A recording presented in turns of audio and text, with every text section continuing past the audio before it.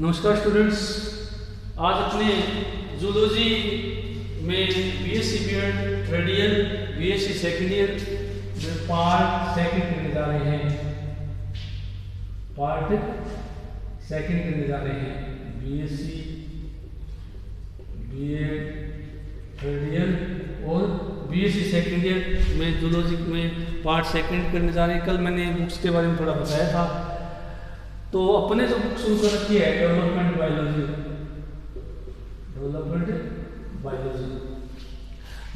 Biology जो है इसके बारे में अपने पढ़ेंगे। उससे पहले मैंने थोड़ा सा आपको इसका थोड़ा इंट्रोडक्शन दिया था, तो आज उस इंट्रोडक्शन को इसके हिस्ट्री को थोड़ा अपने जारी रखेंगे।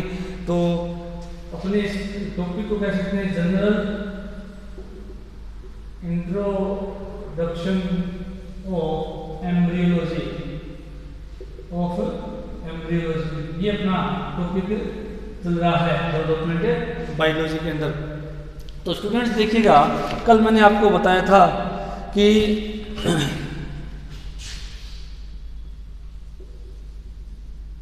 डेवलपमेंटल बायोलॉजी जो बुक है उसका चल रहा है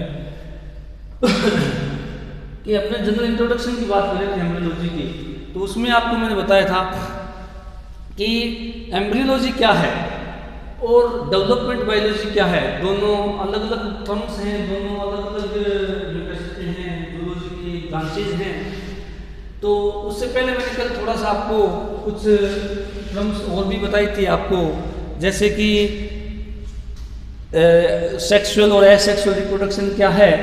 तो वो मैंने बताया था कि एसेक्सुअल रिप्रोडक्शन जो है हमारे जो प्रिमिटिव एनिमल्स है उनमें पाया जाता है। प्रिमिटिव एनिमल्स जो कम विकसित थे और उनके अंदर ये जो है मतलब यूँ कह सकते हैं कि मुकुलन द्वारा जमील्स द्वारा इस विधियों से होता है और इसमें किसी प्रकार के गैमेट्स भाग नहीं लेते हैं, जननांग भाग नहीं लेते हैं। जबकि लैंगिक जनन में आपको बताया था कि सेक्सुअल रिप्रोडक्शन के अंदर जो है जो जननांग भाग लेते हैं मेल का टेस्टिस और फीमेल का ओवरी। उसके अलावा यहाँ गैमेट फॉर्मेशन होता है, फर्टिलाइजेशन होता है, जाइगोट फॉर्मेशन होता है। इस तरह की जो घटनाएं हैं ये सारी की सारी सेक्सुअल रिप्रोडक्शन में होती है। सेक्सुअल रिप्रोडक्शन के अंदर आपको ये भी बताया था कि समसूत्री और अर्धसूत्री विभाजन होता है। मेनली जो विभाजन है वो अर्धसूत्री होता है, जिसके कारण क्या होता है कि गुणसूत्रों की संख्या युग्मकों में मात्र कोशिका से आधी रह जाती है और जिसके कारण आने वाली पीढ़ियों के अंदर उस जाति के गुणसूत्रों की संख्या निश्चित बनी रहती है। कल बात अपनी ये कर चुके हैं। उसके बाद में आपको एक टर्म्स और बताई थी कि भी जो फाइलोजेनी और ओंटोजेनी है वो क्या चीज़ होती है। मैंने तो थोड़ा आपको बताया था ओंटोजेनी और फाइलोजेनी।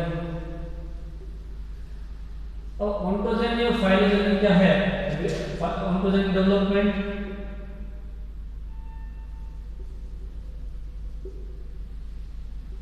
और फाइलोजेनिक डेवलपमेंट ये क्या चीज़ होता है, ये कल मैंने थोड़ा बताया था। ओंटोजेनी को कहते हैं हम वृत्तीय परिवर्धन और इसको कहते हैं जाति वृत्तीय परिवर्धन। ये कल मैंने आपको बताया था। अब देखिएगा स्टूडेंट्स कि ओंटोजेनिक डेवलपमेंट के अंदर मान लिया अपने एग्जांपल देखें कि मान लो कोई भी ये जंतु है, उसका अंडा से लार्वा से प्यूपा से वापस वयस्क, अपन ये मान लेते हैं। वो जंतु अंडा देता है, अंडे से लार्वा जो है भोजन देते हुए प्यूपा में चेंज होता है, प्यूपा भोजन देते हुए वयस्क में चेंज हो जाता है। तो ये जो हम देखेंगे एक ही जंतु के संदर्भ में वो उसका कौन सा डेवलपमेंट देख रहे हैं, हम ओंटोजेनिक डेवलपमेंट देख रहे हैं, व्यक्तिवर्ती परिवर्धन देख रहे हैं। अब बात आती है फाइलोजेनिक डेवलपमेंट की। तो फाइलोजेनिक डेवलपमेंट जो होता है वो पूरी जाति का देखा जाता है, इसको जाति के संदर्भ में देखा जाता है कि एक जाति का विकास कैसे हुआ है। जैसे एग्जाम्पल की बात यदि हम करें, हम कर लें कि जैसे मनुष्य जाति की बात कर लें, तो जैसे कि या हम स्तनधारियों की बात कर लें तो हम कहते हैं कि हमारे पूर्वज जो हैं वो प्रोटोजोन थे।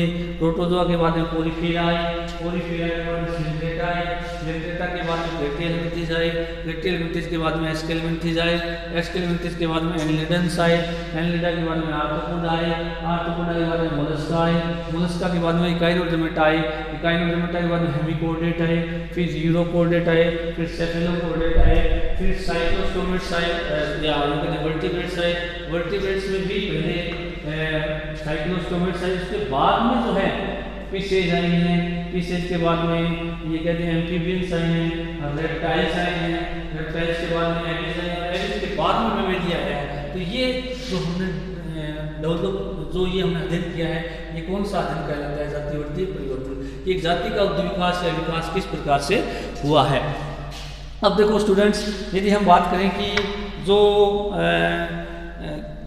डेवलपमेंट बायोलॉजी क्या है, अब एम्ब्रियोलॉजी क्या है और डेवलपमेंट बायोलॉजी क्या है, ये दोनों बातें हम करते हैं। तो ये इसके जो व्यक्तिवर्त और जातिवर्त परिवर्तन है, ये इसका एक आधार है। अब जो हम ये पढ़ रहे हैं यहाँ पर, मैंने इनका जिक्र क्यों किया है?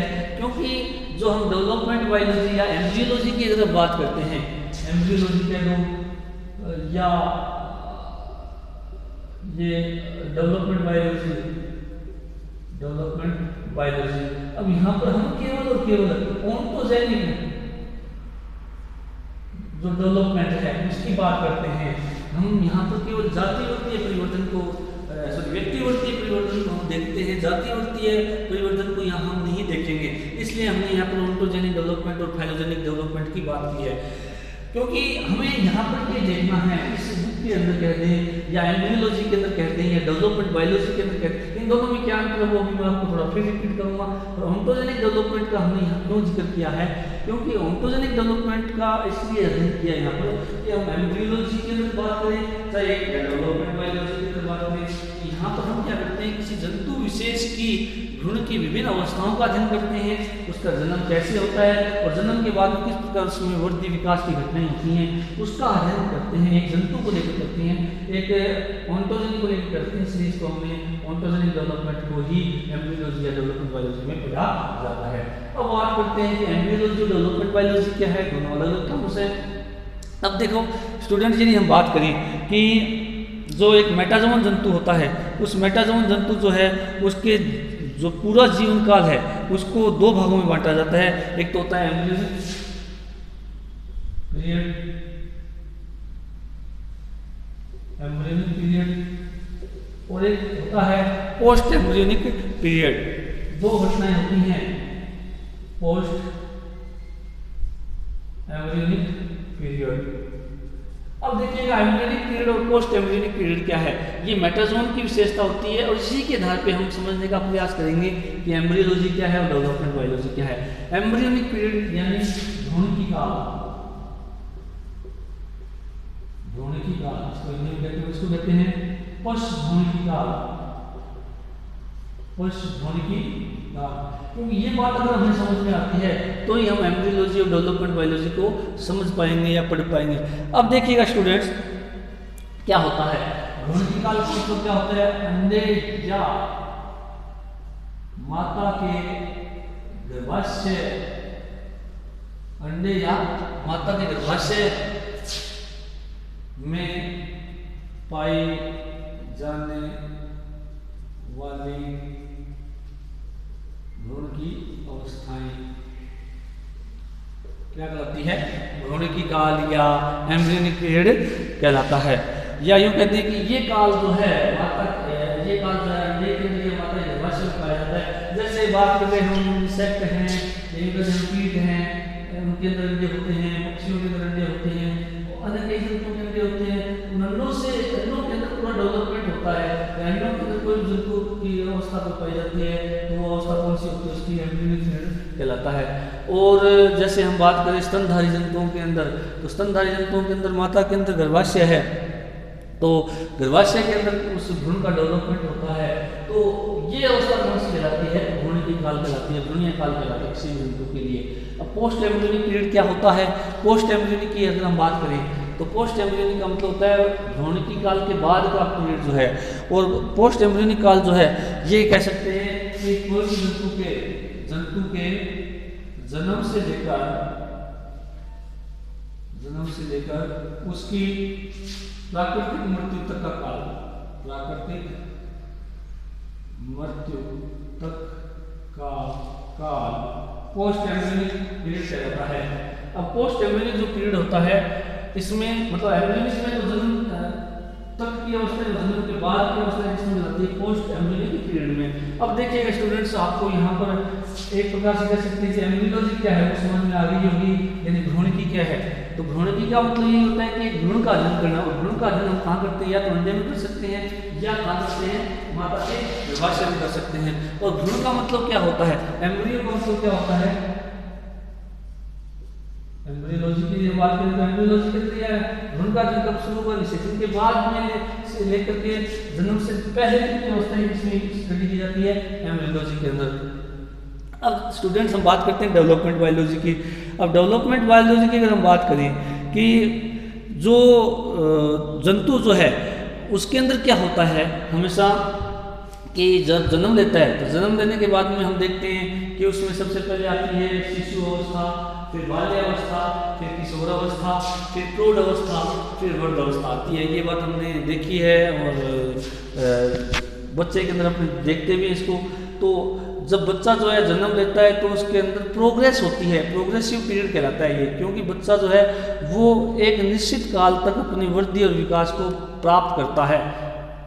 जैसे मैंने बताया कि बच्चे का जन्म हुआ, जन्म होने के बाद में उसके अंदर कौन कौन सी अवस्था आती है, शिशु अवस्था, बाल्यावस्था, किशोर अवस्था, प्रौढ़ अवस्था और वृद्ध अवस्था। अब यानी प्रौढ़ अवस्था तक तो उसमें क्या हो रहा है कि जो जंतु है उसमें प्रोग्रेसिव जो चेंजेस हैं वो आ रहे हैं, क्योंकि कोशिकाओं का विभाजन भी जारी है और जितने भी उत्तक है तंत्र है वो विकसित होते जाते हैं।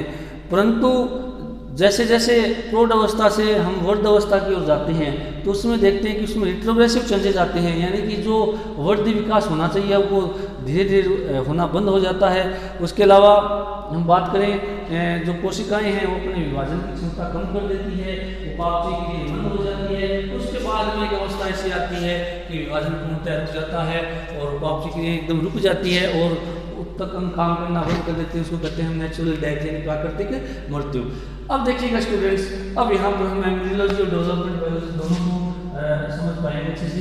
ये दोनों चीज़ क्या है, एम्ब्रियोलॉजी में तो केवल हमने भ्रूण का अध्ययन किया है, केवल इसका क्या है, भ्रूण का अध्ययन, study of embryo, study of embryo.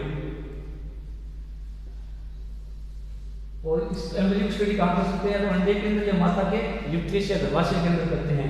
और डेवलपमेंट बायोलॉजी की तरफ क्या होगा कि जब गैमेट फॉर्मेशन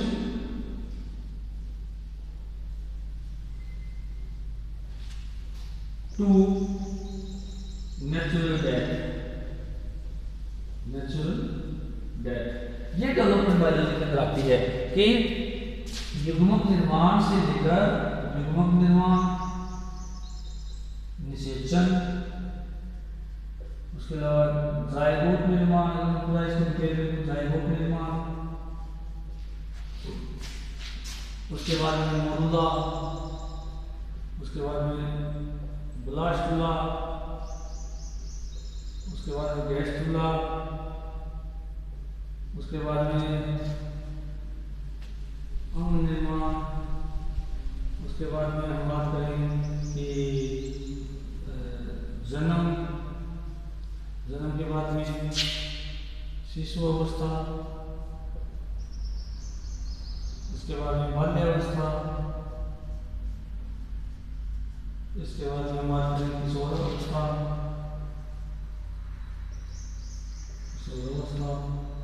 उसके बाद हम बात करेंगे प्रौढ़ अवस्था, इसके बाद में बात करेंगे वृद्ध अवस्था,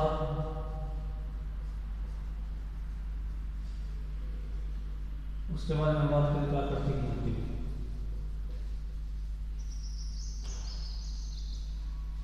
नेचुरल डेथ। अब देखिएगा स्टूडेंट्स कि डेवलपमेंट बायोलॉजी जो है इसके अंदर ये सारी अवस्थाएं यानी इनका अध्ययन किया जाता है कि गैमेट फॉर्मेशन से लेकर के नेचुरल डेथ तक का। अब देखिएगा कि यहाँ तक तो प्रोग्रेसिव चेंजेस आते हैं और इसके बाद में कौन सा आंसर हो जाते हैं, रिट्रोग्रेसिव चेंजेस। तो ये भी डेवलपमेंट बायोलॉजी का हिस्सा है।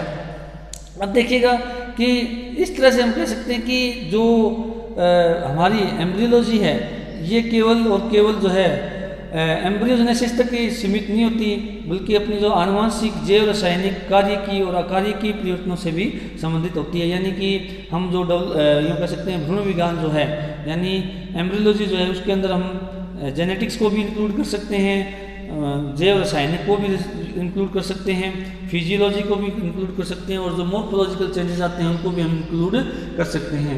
तो इस प्रकार ये अपने देख सकते हैं कि एम्ब्रियोलॉजी और डेवलपमेंट बायोलॉजी के अंदर क्या अंतर है। अब देखिएगा स्टूडेंट्स, अब यदि हम आगे इसका थोड़ा इतिहास देखने का प्रयास करें, इसका हिस्टोरिकल व्यू भी देखें अपने कि इसकी हिस्ट्री क्या रही है हमारी इस डेवलपमेंट बायोलॉजी की, हिस्ट्री ऑफ डेवलपमेंट बायोलॉजी। तो स्टूडेंट मैं वापस आपको हल्की सी बात रिपीट कर रहा हूँ कि यहाँ हम जो पढ़ने जा रहे हैं डेवलपमेंट बायोलॉजी में, उसमें हम एम्ब्रियोलॉजी तो पढ़ेंगे, उसके बाद में कि जन्म के बाद में लेकर प्राकृतिक मृत्यु तक भी जो चेंजेस आते हैं उनको भी हम डेवलपमेंट बायोलॉजी में इंक्लूड करते हैं।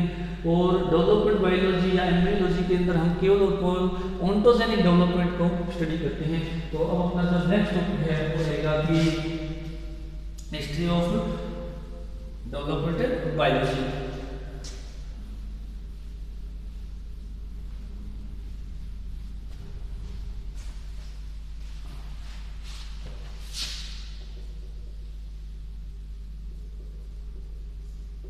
History of development biology.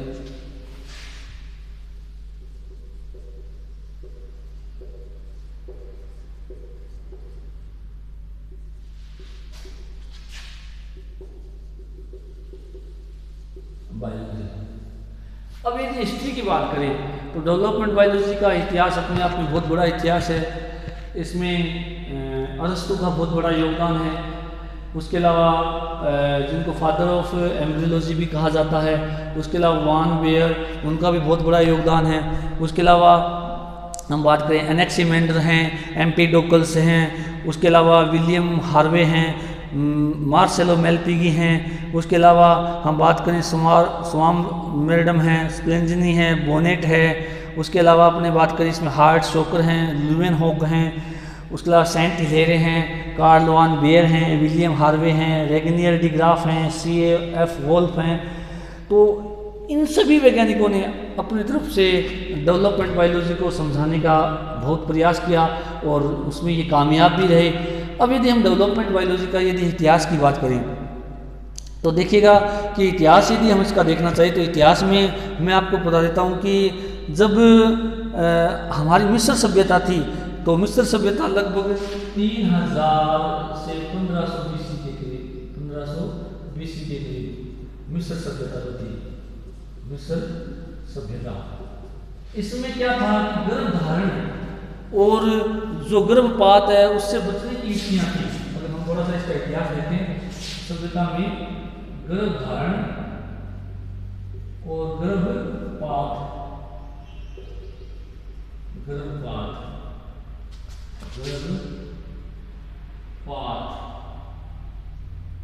की युक्तियां पढ़ने को मिलती हैं।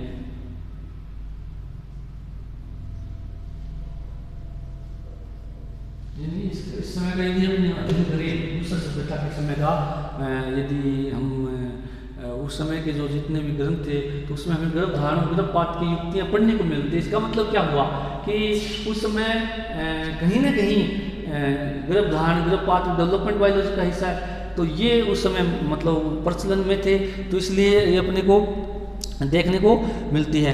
उसके अलावा अपना जो कुछ पुरातन हिंदू पुस्तक है वहाँ पर भी क्या नई प्राणी की उत्पत्ति को अंडे से और जनन द्वारा बताया गया है। जो हमारे हिंदू ग्रंथ है, हिंदू ग्रंथ जो है उन हिंदू ग्रंथों में नए प्राणी की उत्पत्ति अंडे से बताई गई है, अंडे से, और जनन के बारे में भी सजीवों का निर्माण जनन से होता है, जनन के बारे में भी बताया गया है। अब इसका मतलब क्या हुआ कि हमारे जो हिंदू ग्रंथ है उनमें कहीं ना कहीं ये बताया कि अंडे से नए प्राणी की क्या है उत्पत्ति होती है और नए जो जीव हैं उनका निर्माण क्या जनन यानी प्रजनन से होता है। उसके अलावा हमारी जो भारतीय चिकित्सा पुस्तक है सुश्रुत संहिता, उसमें मनुष्य के डेवलपमेंट का जिक्र किया गया है। सुश्रुत संहिता में मनुष्य के परिवर्तन का जिक्र किया गया है, परिवर्तन का वो बताया गया है, यानी कि कौन कौन सी अवस्थाएं हैं ऐसा कुछ इसमें बताया गया। सुश्रुत संहिता जो है भारतीय चिकित्सा पुस्तक है, इसमें सबसे अधिक इन चीज़ों के बारे में बताया गया है। उसके बाद में देखिएगा कि हिप्पोक्रेटिस जो ग्रीक के बहुत विद्वान थे 460 से 377 बीसी पूर्व, जिन्होंने फादर ऑफ मेडिसिन भी कहा जाता है, यानी प्रसूति विज्ञान और स्त्री रोग विशेषज्ञ के बारे में अपने विचार रखे थे। हिप्पोक्रेटिस ने स्त्री रोग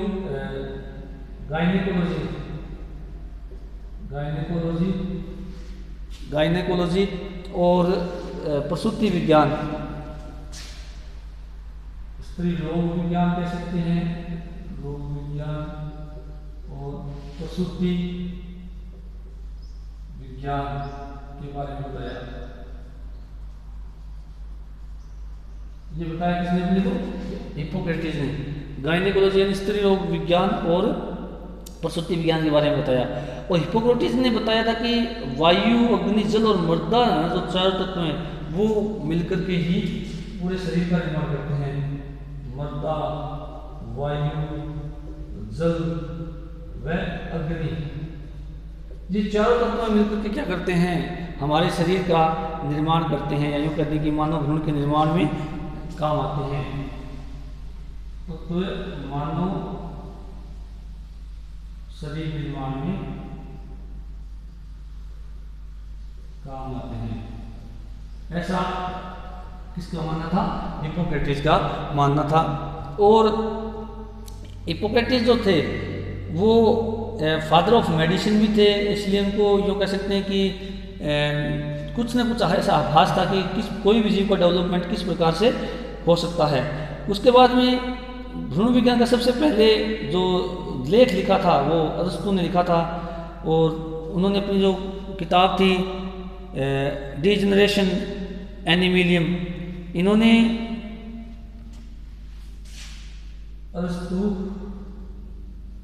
की किताब डिजेनरेशन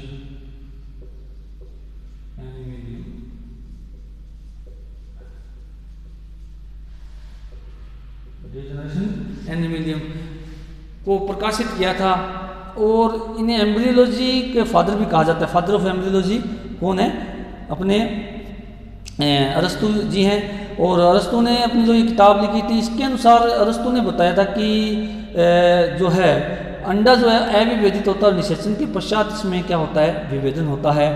और इन्होंने मुर्गी के उसके ऊपर अध्ययन किया था डेवलपमेंट का। तो इसकी यदि हम बात करें तो इन्होंने क्या कहा था? मुर्गी का जो अंडा है, अंडे के परिवर्तन का अध्ययन किया था, परिवर्तन का अध्ययन किया और बताया कि अंडा जो है वो पहले से अविभेदित होता है। अंडा अविभेदित होता है, अविभेदित होता है। अविभेदित का मतलब ये होता है कि इन्होंने पहले एक अंडा यदि है और वो यदि पड़ा है तो उसके अंदर कोई भ्रूण का निर्माण नहीं होगा, किसी तरह की कोई यूँ कह सकते हैं कि मोरुला, ब्लास्टुला, गैस्टुला जैसी अवस्थाएं नहीं आएंगी, भ्रूण का निर्माण नहीं होगा, नई संतति का निर्माण नहीं होगा, यानी वो क्या रहता है? पूर्णतः अविभेदित रहता है। पर इन्होंने ये बता दिया था कि निषेचन के बाद में अंडा जो है विभेदन प्रारंभ कर देता है और परिवर्तित होकर वैसे परिवर्तन हो जाता है। और निषेचन के बाद में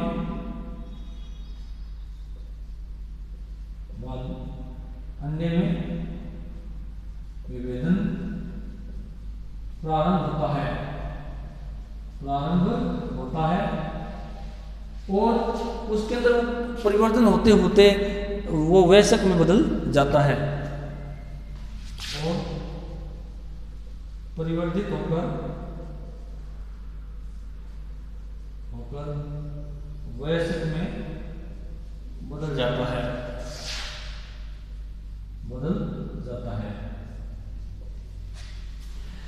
तो ये सबसे पहले मतलब अरस्तु ने जो है अपना किताब जनरेशन एनिमिलियम में ये बात कही थी।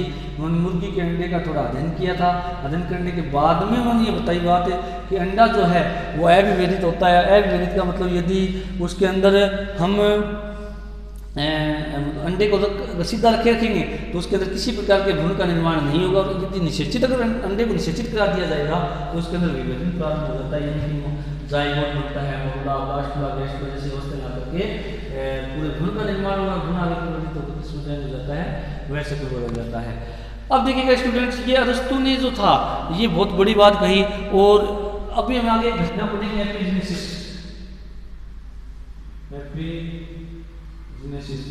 एपिजेनेसिस की जो घटना थी उसको सबसे अधिक बल मिला था अरस्तु की इस बात से कि अरस्तु ने ये कह दिया ना कि भी अंडे के अंदर निषेचन की क्रिया जरूरी है, और निषेचन के बिना कोई भी इसमें कोई घटना नहीं घटेगी, यानी इसका परिवर्तन नहीं होगा। और उसके साथ में ये भी कह दिया कि अंडा जो है उसके अंदर पहले से कोई भी ऐसा भ्रूण या कोई भी ऐसा जंतु मौजूद भी नहीं होता है, केवल निषेचन के आधार पर ये सारी घटनाएं घटती है। तो एपिजेनेसिस एक घटना है जिसको अपने आगे पढ़ेंगे, उसको मतलब बहुत इस अरस्तु की इस बात ने बहुत अधिक संबल प्रदान किया। एपिजेनेसिस को मानने वाले जो वैज्ञानिक थे उन्होंने अरस्तु की इसी बात को आधार माना था, और अरस्तु ने बहुत अच्छा काम किया था इस दौरान। तो इसलिए इन्हें उपमा दी गई फादर ऑफ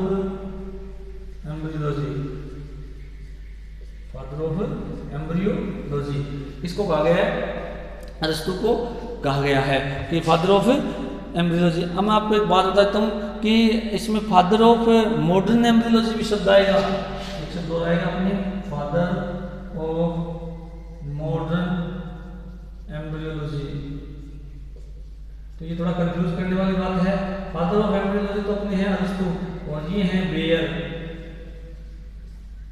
वैज्ञानिक थे कौन से, बेयर। उनको फादर ऑफ मॉडर्न एम्ब्रियोलॉजी कहा जाता है। भ्रूणिकी के बारे में बहुत कुछ बताया था। अब देखिएगा नेक्स्ट ये अपनी बात करी तो एम्पिडोकल्स जो थे उन्होंने बताया था कि भ्रूण की उत्पत्ति आंशिक रूप से नर तथा आंशिक रूप से मादा द्वारा होती है। उन्होंने ये बात बताई कि हालांकि ये बात अपने अरस्तु की इस बात से थोड़ी सी पहले बताई थी कि जो मैं थोड़ा नाम देता हूँ एम्पिडोकल्स,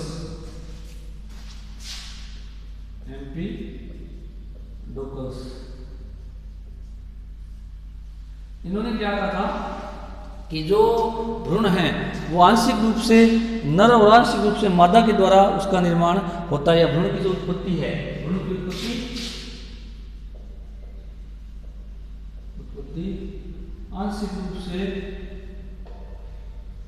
से नर और मादा द्वारा होती है।